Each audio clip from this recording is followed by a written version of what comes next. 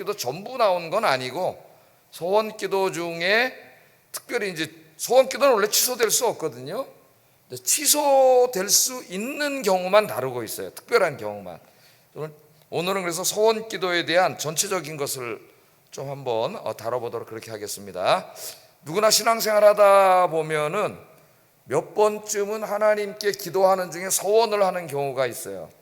소원을 하는 경우는 주로 언제 하냐면 굉장히 내 상황이 안 좋거나 건강이 안 좋거나 좀 절망적인 그런 곳에 내가 있을 때에 하나님께 간절히 기도하는 중에 하나님 이번 문제만 해결해 주신다면은, 그렇죠, 이 건강만 회복시켜 주신다면은 내가 남은 인생 정말 하나님 앞에 열심히 전도하고 봉사하며 살겠습니다, 뭐 이렇게 소원할 수도 있고, 또 여러 가지 내가 내 귀한 것들을 하나님께 드리겠습니다 이렇게 소원할 수도 있고, 주로 그런 문맥에서 이제 우리들이 소원을 많이 합니다. 근데 성경에 보면은 소원기도한 사람들이 많이 있어요. 소원기도. 소원기도는 옳은 건가요? 잘못된 건가요? 소원기도는 모르겠어요. 자, 소원기도 성경을 읽어보면은 야곱, 창세기에 보면 이제 야곱이 소원기도하죠. 좀 이따 한번 살펴볼 겁니다. 간단하게 야곱이 소원기도를 합니다. 나에게 복을 주시면은 내가 돌아올 때 이곳에 하나님의 단을 쌓고 11조 드리고 하나님 영광 돌리겠다고 소원하는 기도가 나와.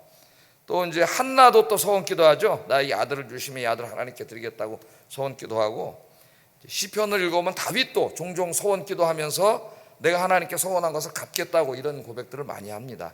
소원기도에 분명히 유익이 있어요. 소원기도를 하나님 들으시고 다 그 기도에 응답을 해 주십니다. 소원기도할 때. 왜냐하면 기도하면서 소원을 하는데 나쁜 걸 소원하지 않잖아요. 하나님 내가 신앙생활 더 열심히 하겠습니다, 뭐 기도 많이 하겠습니다, 봉사 많이 하겠습니다, 많이 드리겠습니다, 이게 다 좋은 걸 소원하지 않습니까, 하나님 앞에? 그래서 이 소원에 유익이 있습니다. 소원하면은 하나님과 약속, 좋은 약속을 한 것이죠. 미래에 내가 이렇게 살겠다고 좋은 유익이 있어요. 그래서 하나님 그 기도를 들으시고 성경을 읽어보면은 다 하나님이 응답을 해주셔요. 그 기도에 중요한 거는 그 다음이에요. 그 다음에 하나님이 그 기도를 믿고 우리의 입으로 한 말을 하나님은 믿어주십니다. 믿어주시고 주셨는데 그 소원을 한 사람이 까맣게 잊어먹고 있는 거죠. 잊어먹고 지키지 않는 경우들이 이제 발생을 합니다. 그 대표적인 사람이 좀 이따 살펴보지만 야곱 같은 사람이에요. 야곱 같은 사람.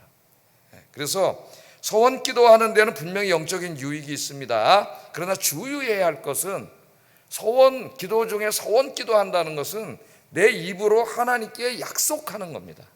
누구랑 약속하는 거예요? 하나님하고 약속하는 거예요. 하나님. 그래서 하나님하고 약속하는 것이기 때문에 반드시 갚아야 됩니다. 반드시 이행해야 돼요. 이게 성경의 가르침이에요.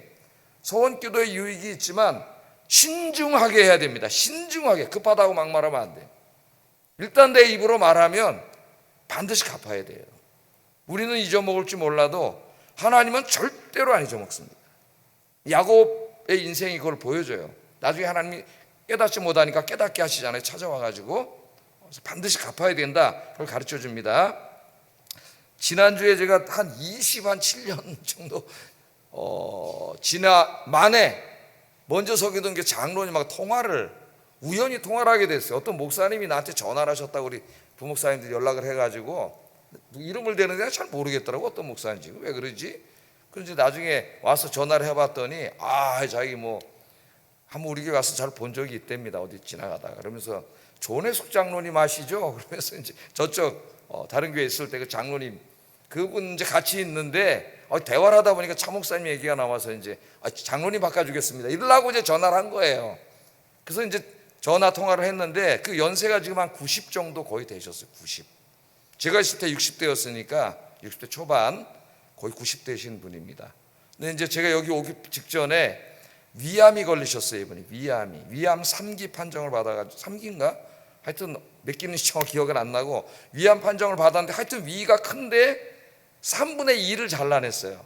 60대 초반에 3분의 2를 잘라내서 그때 이제 제가 저희 집사람하고 이렇게 신방을 병원으로 갔었는데 장로님하고 좀 친하게 지냈습니다. 근데 장로님이 그러셔요. 차 목사님, 제가 이제 저는 그때 이제 31 뭐 그 정도에 그분은 60이 넘으셨으니까 아들뻘도 이제 아들이 저랑 비슷하니까 제가 이제 이 수술하면은 이제 이 암세포, 이 암덩어리 다 낼 건데 암덩어리를 잘라내면서 이제까지 하나님 앞에 잘못 살아온 거 다 잘라낼 겁니다. 다 잘라내고 이제 수술하고 깨면은 정말 내가 이제 겸손하게 하나님 잘 섬길 겁니다.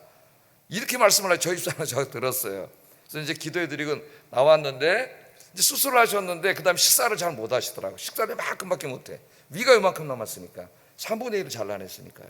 그래도 살더라고요. 위는 뭐 거의 잘라내도 산다래요. 3분의 2. 식사를 조금, 저랑도 식사를 했었는데 진짜 조금 잡숴요. 자주 먹어야 된대요. 많이는 못 먹고.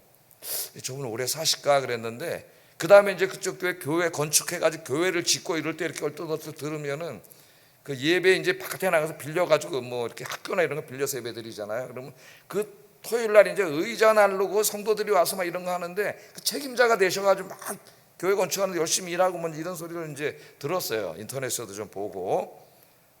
어른들이 90이 되셨는데 위를 3분의 1을 잘라냈는데 목소리가 쨍쨍한 거 있죠. 목소리 한번 오시겠다고 여기 지나가다 안 그래 한번 들어올라 그랬는데 내가 바쁠까봐 못 들어오셨다는 거예요. 예?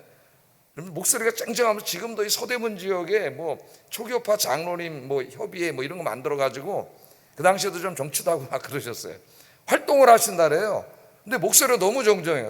거의 30년 전에 위를 3분의 1을 잘라낸 분 같지가 않아요.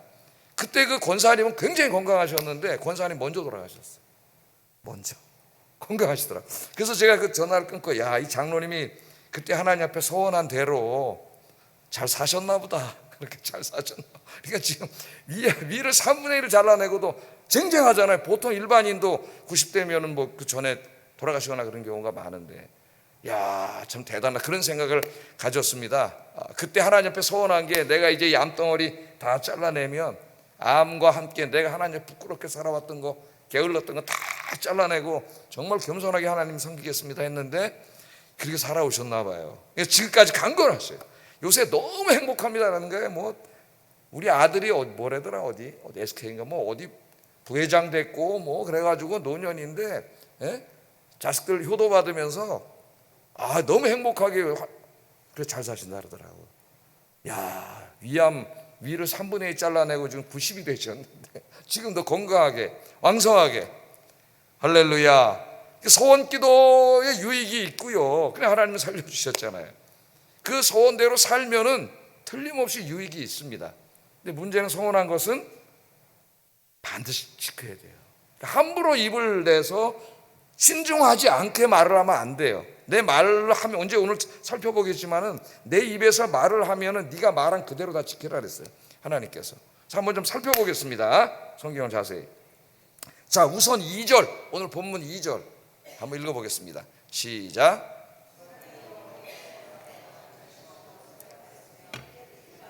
그가 입으로 말한 대로 다 이행할 것이니라. 오늘 이렇게 말씀을 했습니다. 자, 서원 기도의 대원칙은 뭐예요? 내가 입으로 말한 대로 다 이행해야 되는 겁니다. 그 소원 기도할 때는 여러분 뭘 얘기했는지 잘 알고 얘기하세요. 네? 잘 알고 얘기하셔야 돼요. 내가 입으로 말한 대로 다 이행해야 되는 게 소원 기도의 대원칙입니다. 대원칙. 성경에 여러 군데 나와요. 소원 기도에 대해서. 네가 소원한 건 꼭 갚으라는 말씀이 여러 번 나옵니다. 시편 76편 11절도 한번 읽어보겠습니다. 시작. 너희 하나님께 소원하고 갚으라. 소원한 것은 갚으라. 반드시 갚으라. 그렇게 하나님 말씀하고 있고요. 또 전도서 5장 4절 5절 자세히 나옵니다. 전도서 5장 4절 5절 한번 읽어보겠습니다. 시작. 하나님은 우매한 자들을 기뻐하지 아니하시나니 소원한 것을 갚으라. 소원하고 갚지 아니하는 것보다 소원하지 아니하는 것이 더 나으니라. 여러 가지를 말씀을 하고 있는데, 자, 소원한 것은 어떻게 하라고요? 저기 다 써놨죠. 갚기를 더디하지 말고. 여러분 소원했으면 빨리 갚으셔야 돼. 이걸 더디하지 말라는 거예요. 더디하지 말고 신속히 갚아라. 그렇게 말씀했습니다. 소원한 것을 더디게 시간이 지난데도 갚지 않는 것은 어떤 자라고요? 우매한 자라 그랬어요. 우매한 자. 우매한 자입니다. 지혜로운 자가 아니라 우매한 자다. 그렇게 말씀을 하고 있습니다. 자, 그래서 신속히 갚는 것의 중요성에 대해서 이야기해. 신속히 갚기를 더디하는 자는 우매한 자다. 우매한 자. 하나님 그걸 갚기를 원하고 기다리고 계시는데 자꾸 더디어 미뤄. 우매한 자예요. 그걸 갚아야 하나님이 기뻐하시는데 하나님 기뻐하시는 일을 안 하니까 우매한 자예요. 신명기 25장 21절 23절에는 더 자세히 나옵니다. 한 4가지 정도 나와요. 한번 읽어보겠습니다. 시작. 네 하나님 여호와께서 반드시 그것을 내게 요구하시리니 더디면 그것이 내게 죄가 될 것이라. 내가 소원하지 아니하였으면 무죄하리라. 그러나 내 입으로 말한 것은 그대로 실행하도록 유의하라. 무릇 자원한 예물은 내 하나님 여호와께 네가 소원하여 입으로 언약한 대로 행할지니라. 굉장히 많이 나오죠. 일단 넘겨보세요. 저 여기 정리를 해놨어요. 그래서 갚기를 더디하지 말라. 이건 또 아까 전도서에도 나왔는데 또 반복합니다. 하나님은 반드시 서원한 것을 요구하신다 그랬어요. 하나님 요구하시는 반드시가 있어요. 반드시 요구하셔요. 하나님 절대 안 잊어먹어요. 그 다음에 더디게 갚지 않으면 전도서에서는 우매한 자라 그랬어요. 전도서는 지혜를 가르치기 때문에 지혜자, 우매자 이렇게 얘기하는데 신명기에서는 죄가 된다 그래요. 죄입니다. 왜? 하나님께 약속하고 안 갚는 거 아니에요. 이거 이번에 나를 치료해 주시면, 낫게 해 주시면, 건강 주시면 이렇게 하겠습니다 해놓고 하나님 건강 주시니까 안 갚어. 그럼 하나님 속여 먹은 거예요. 하나님 이용해 먹은 거밖에 더 돼? 죄가 돼요. 그 다음에 갚을 때는 네가 입으로 말한 대로 갚아야 돼. 이제 아나니아와 삽비라 같은 사람 나오잖아요. 좀 이따 살펴볼 텐데 자기가 말한 대로 안 갚았어요.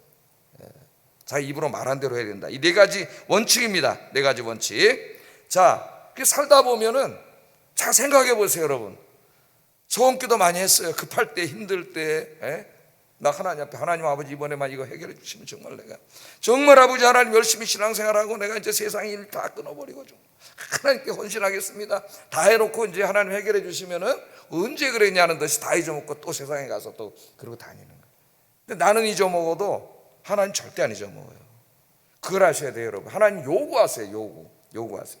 자, 야곱이 대표적인 사람이에요. 창세기 28장에 보면 야곱이 이제 형 에서를 피해가지고 외삼촌 라반의 집으로 가다가 산에서 이제 산길을 가다 밤이 와가지고 산에서 돌베개 하나 베고 자잖아요.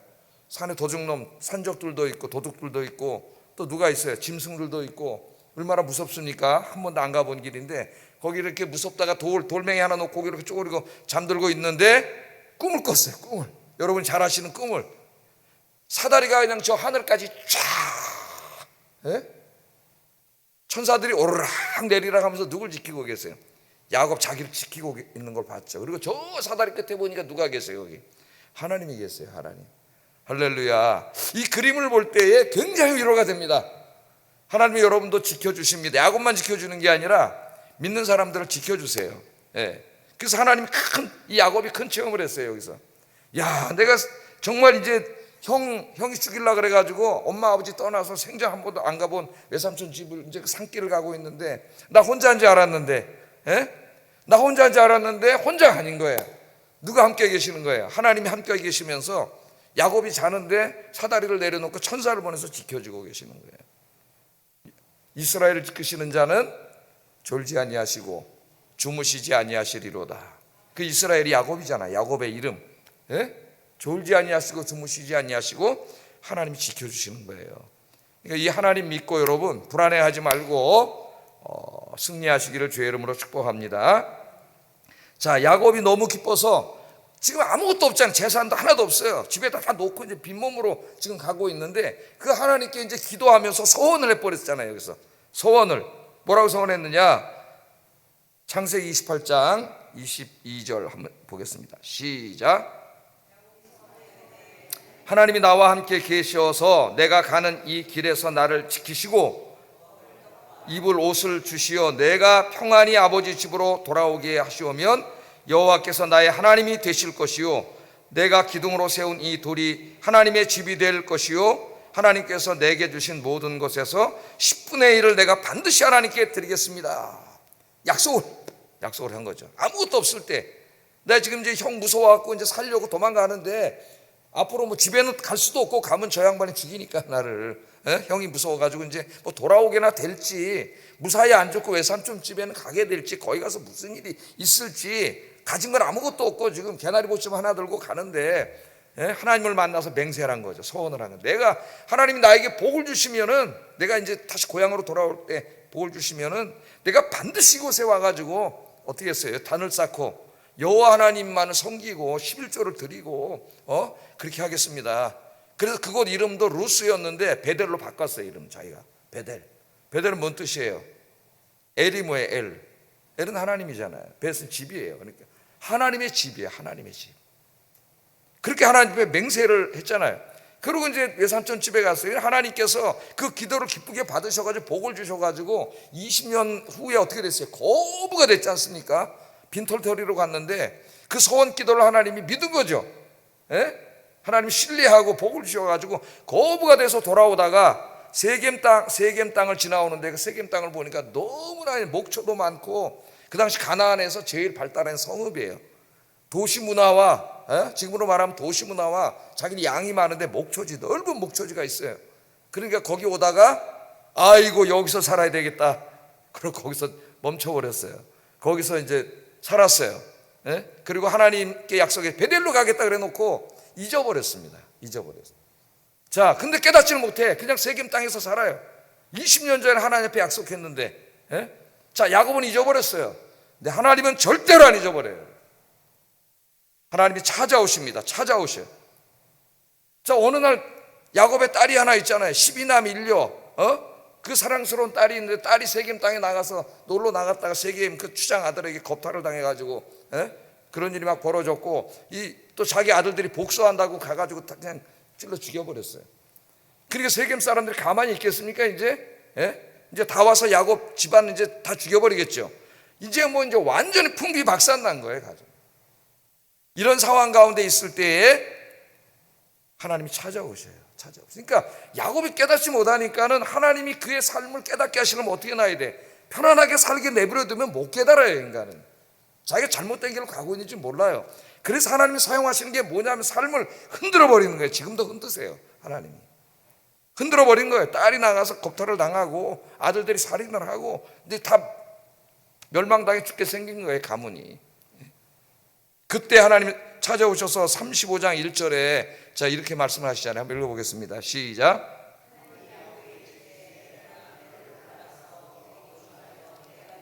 에서의 낯을 피하여 도망하던 때에 네게 나타났던 하나님께 거기서 제단을 쌓으라 하는지라. 얼마나 정확하게 말씀하십니까?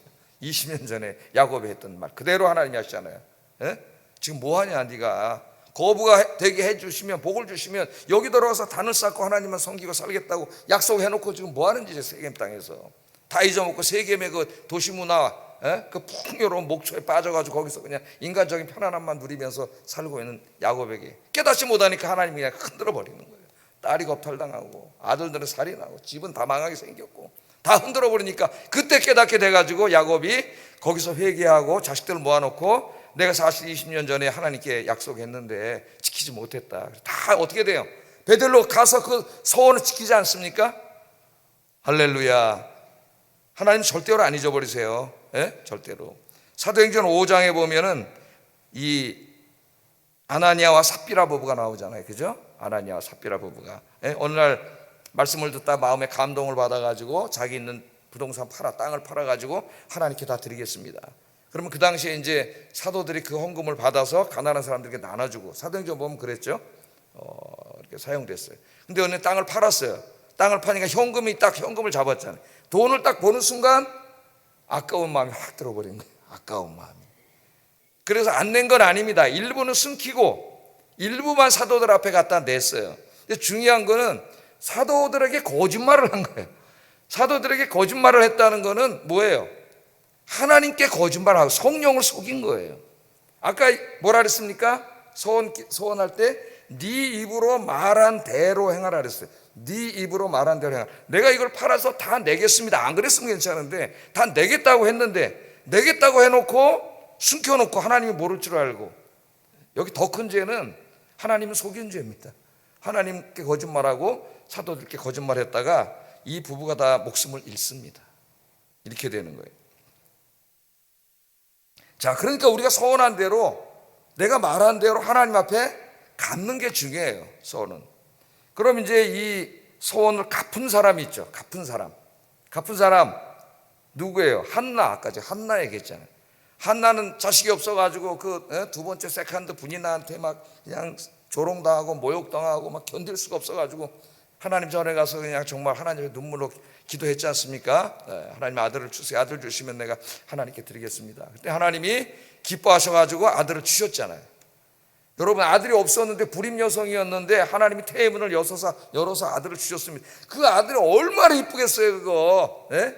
아들 낳는 순간 마음이 바뀔 것 같은데 한나는 그렇지 않았습니다. 이름을 뭐라고 줬어요? 사무엘이라고 줬어요. 사무엘이 뭐라 그랬어요? 샤마엘이라 그랬죠. 샤마는 듣다, 엘은 하나님이니까 하나님이 내 기도를 들으셨다 그 말이에요. 아들의 이름이 내 기도의 응답, 하나님이 내 기도를 들으심, 아들 이름을 그렇게 해줬어요. 샤마엘, 사무엘이라고 줬잖아요. 잊지 않고 어떻게 했어요? 그 아들을 하나님께 드렸습니다. 하나님, 남편한테 이야기하고 하나님께 드렸어요. 그래 하나님 복을 주셔가지고 사무엘은 이스라엘의 최고의 제사장, 선지자, 지도자가 됐잖아요. 그리고 그것뿐만 아니라 이 한나에게는 또 다른 자식들을 주셨습니다. 하나님이. 사무엘상 2장 21절 한번 읽어보겠습니다. 시작.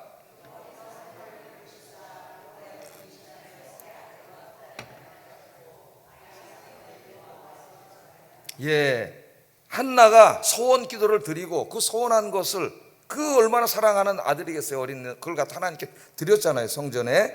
그랬더니 하나님이 어떻게 하셨어요?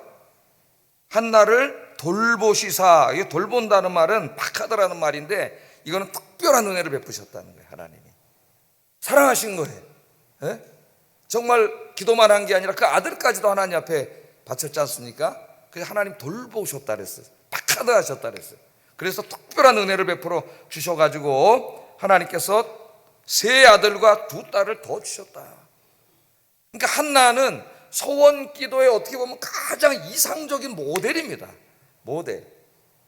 곤궁할 때에 소원 기도 했을 뿐만 아니라 하나님이 응답해 주신 그것이 자기에게 너무나 귀한 생명 같은 아들이었지만은 자기가 기도한 대로 하나님께 다 이행을 했어요.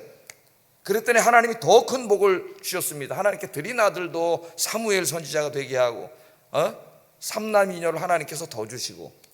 그러니까 한나가 너무 힘들 때 소원 기도 했잖아요. 소원 기도. 근데 하나님이 그 말을 믿어줬잖아요. 한나가 지켰잖아요. 그랬더니 하나님이 더 큰 은혜를 주셨어요. 그래서 소원 기도의 모델은 한나입니다. 한나. 여러분, 소원 기도 할 수 있습니다. 많은 유익이 있어요. 잘 생각하시고 소원 기도를 하세요. 예? 하나님 이번에 이렇게 하시면 내가 남은 인생 이렇게 살겠습니다. 소원 기도 하시고 하나님이 이제 여러분 기도 응답해 주시면 중요한 건 뭐 해야 된다고요? 반드시 이행해야 된다. 네 입으로 말한 대로. 아나니아와 삽비라처럼 다 낸다 했다 속이고 절반만 갖다는, 이렇게 하면 안 된다. 입으로 말한 대로 다 내야 된다. 다 내야 된다. 그래서 한번 오늘 집에 가셔가지고 잘 생각해 보세요. 여러분 인생에 소원한 거 있는지. 여러분 잊어먹었어도 하나님은 잊어버려요, 안 잊어버려요? 안 잊어버려요. 네가 어느 날 매달 며칠 나한테 약속한 거 얘기하잖아요. 야곱한테 지키라고. 자, 그래서 여러분들은 기도도 하시고 소원할 때는 소원 기도를 해도 되는데 신중하게 해야 된다.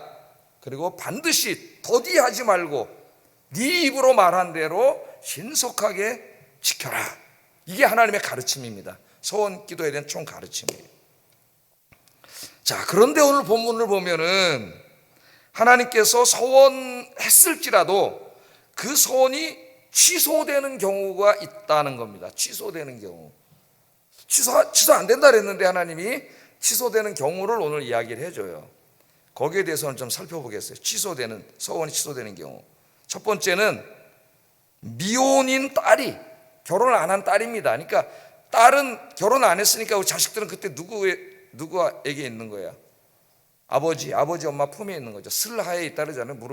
무릎 슬자 써가지고 슬하, 아버지 품에 있는 딸인데, 그러니까 결혼하기 전에는 이 가장이 누굽니까? 아버지예요. 아버지의 딸이, 이 딸이 뭘 소원했는지 모르지만 하여튼간 소원을 했어요. 아버지랑 상의를 안 했어. 예를 들어서 뭐 이제 아버지가 부자래 가지고 하나님 내 은혜 받았는데 한 1억 원 내가 헌금하겠습니다. 아버지는 몰라. 자기가 너무 은혜 받아서 해버린 거예요. 그래서 이제 아버지한테 가서 얘기를 했단 말이에요. 그럴 때 아버지의 태도가 한 3가지로 나타날 수가 있어요. 근데 한번 읽어보겠습니다. 3절 5절 한번 읽어보겠습니다. 시작.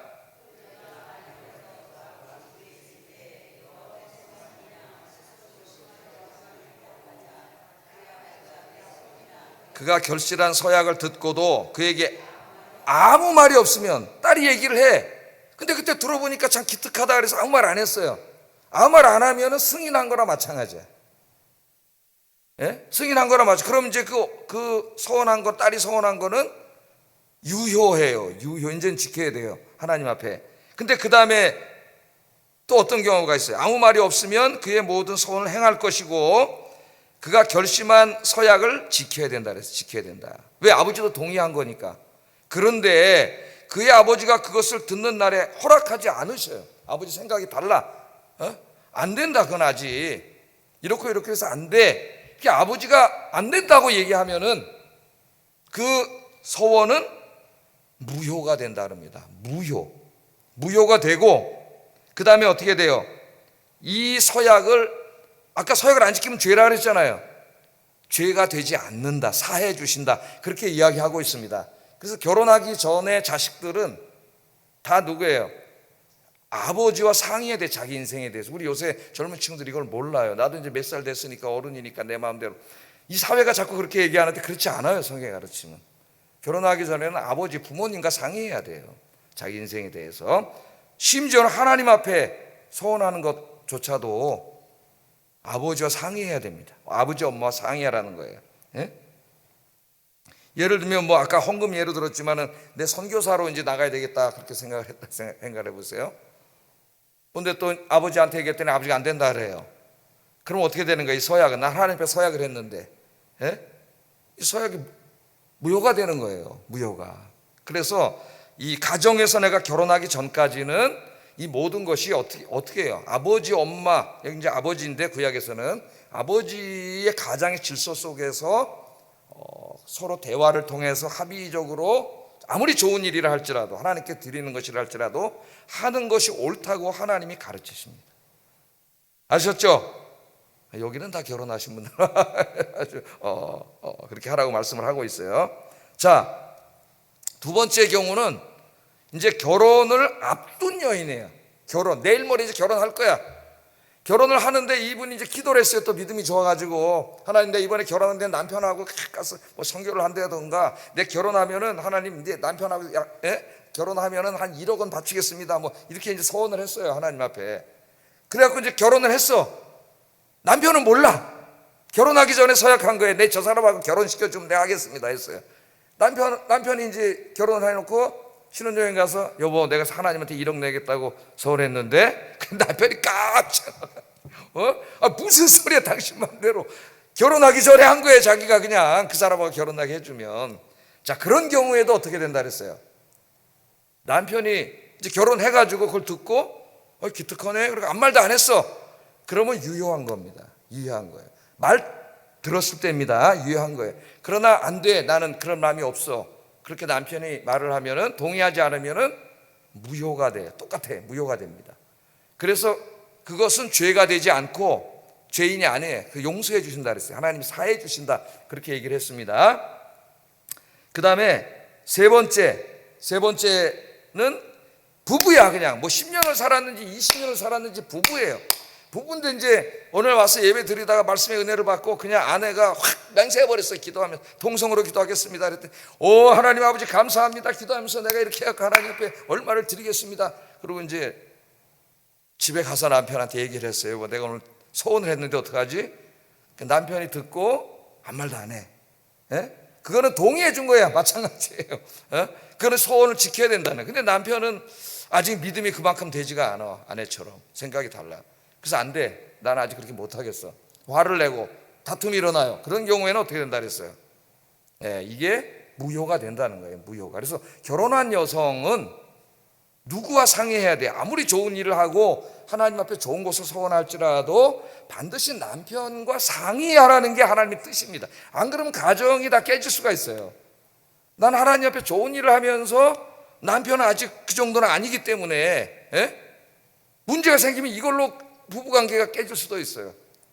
그래서 하나님은 그런 경우에는 사해 주셔요. 자, 그러면 한번 정리를 해보겠습니다. 아내의 소원을 듣거나 딸의 소원을 듣고, 아내로 해봅시다. 아내의 소원을 듣고 기꺼이 동의해 주는 남편이 있을 수 있죠. 동의해 주는 남편. 들어보니까 나랑 상의는 안 했어. 근데 조금 기분은 나빠요. 그래서 상의하지. 그런데 그 하나님께 소원한 게 너무 믿음의 행위고 하나님 기뻐하시는 일이야. 그래서 동의해 주는 남편은 아무 말도 안 하는 남편이죠.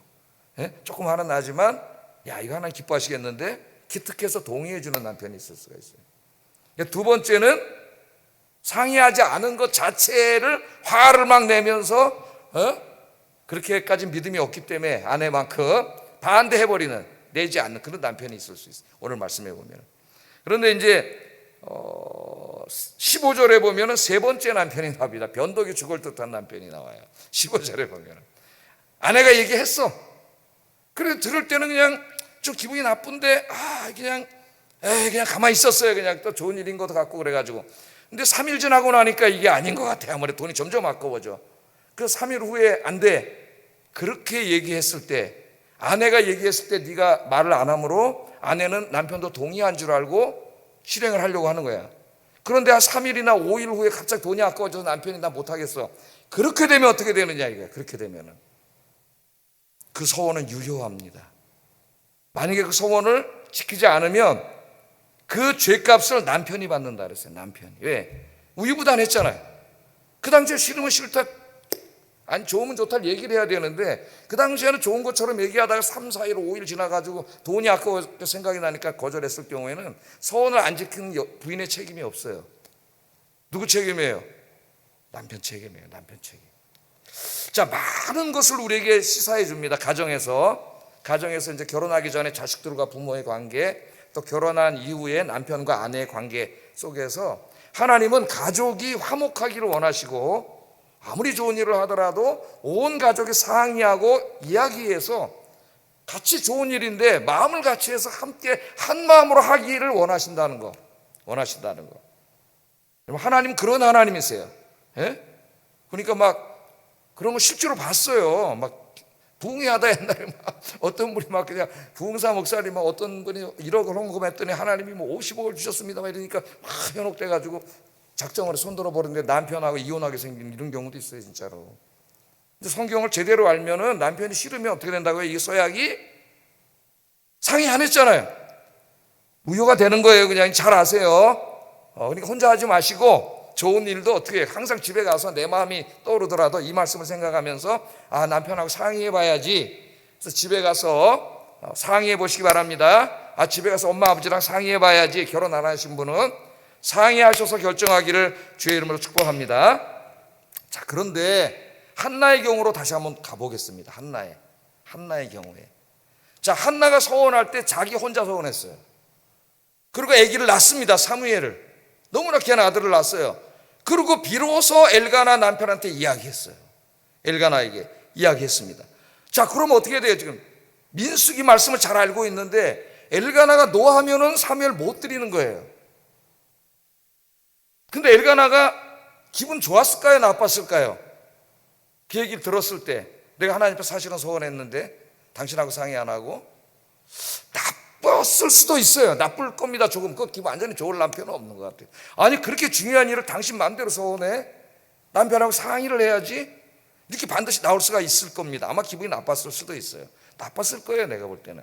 그런데 엘가나는 경건한 사람이에요. 그래서 그것을 취소시키지 않습니다. 자, 이렇게 해결을 합니다. 엘가나가. 사무엘상 1장 23절 한번 읽어보겠습니다. 시작.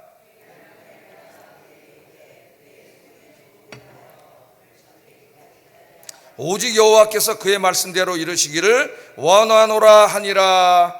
아멘. 자, 그거 상의를 반드시 해야 됩니다. 율법에 의해서도 상의하라고 하나님 말씀을 하셨는데 상의 안 하고 자기가 소원 기도를 해버렸다고 이야기를 하니까 그 얘기를 듣고 기분은 안 좋았지만은 이것을 하나님이 기뻐하시는 일이라는 거, 하나님의 뜻이라는 걸 안 거예요, 엘가나는. 그래서 뭐라 그래요? 엘가나가 그 얘기를 해, 그대의 소견에 좋은 대로 하시오. 바로 대답을 해줘. 그대의 소견에 좋은 대로 하시오. 젖대기까지만 기다렸다가 여호와께서 그 아이에게 하실 대로 이루도록 합시다. 할렐루야. 여러분, 남편들이 이런 믿음 있는 남편이 되기를 주의 이름으로 축복합니다. 또 아내가 상의해서 하세요. 상의해서 해야 됩니다. 근데 어느 날 진짜 나도 모르게 너무 감동을 받아서 얘기를 했는데 정말 하나님이 너무 기뻐하는 일을 소원을 했어요. 그래서 남편한테 와서 얘기를 해. 거꾸로 될 수도 있습니다. 남편이 하고 아내에게 이야기할 수도 있어요. 자, 그럴 때 이 엘가나처럼 그 얘기를 들어보니까 상의하고 했으면 100점인데 상의는 안 했지만 이게 너무 하나님 기뻐하시는 일이고 해야 될 일인 것 같아요. 우리가 그때는 기분이 좀 상해도 기분 나쁘다고 거절하지 말고 하나님의 영광을 위해서 함께 기도하면서 동의해 주시는 여러분 되시기를 주의 이름으로 축복합니다. 이렇게 하라는 거예요. 이렇게 이게 믿음의 사람들의 삶이에요. 믿음의 사람들. 우리 부부 관계에 있어서도 많은 문제들이 이렇게 될 수가 있습니다. 서로 대화가 부족하고 상의가 잘 되지 않고 한 사람이 결정해서 하고 막 이런 일들이 벌어져서 많이 다투잖아요. 싸우고. 그때 항상 중요한 게 하나님의 영광이에요. 하나님의 영광. 하나님이 기뻐하시는 일이냐? 항상 그걸 먼저 생각하고 상의하지 않은 부분은 잘못된 거지만은 하나님의 영광을 위해서 우리가 함께 하는 거죠. 가장으로서. 자, 오늘 여기 중요한 이 말씀이 있습니다. 이 교훈이 고린도전서 10장 31절로 결론을 내리겠어요. 한번 읽어보겠습니다. 시작.